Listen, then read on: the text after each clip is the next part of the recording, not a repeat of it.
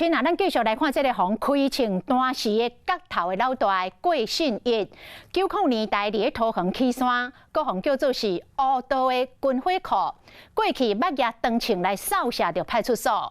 2000年小新宅台警察案，台警察的证据都是伊提供的，互人掠入去关，伫咧家牢内底，阁会当伸骹出手，指挥外口的细汉的，讲收200万的保护费。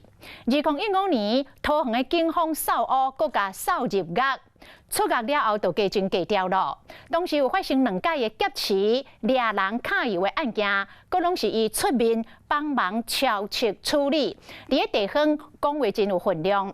即届从开庆来担事，讲可能就是牵涉到一件价值高达1亿的毒品案，甲人冤仇是见真深，结果对方爱死。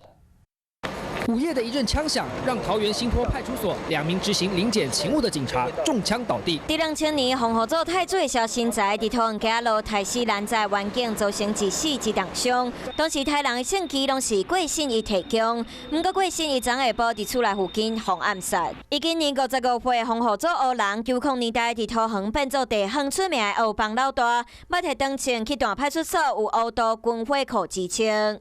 起初犯案当时用来袭击警方的霰弹枪。郭信义提供前红判5年8个月，关伫监狱阁无安分，只为细汉的伫地方收保护费，赚高达200万，后来阁想要涉入政坛。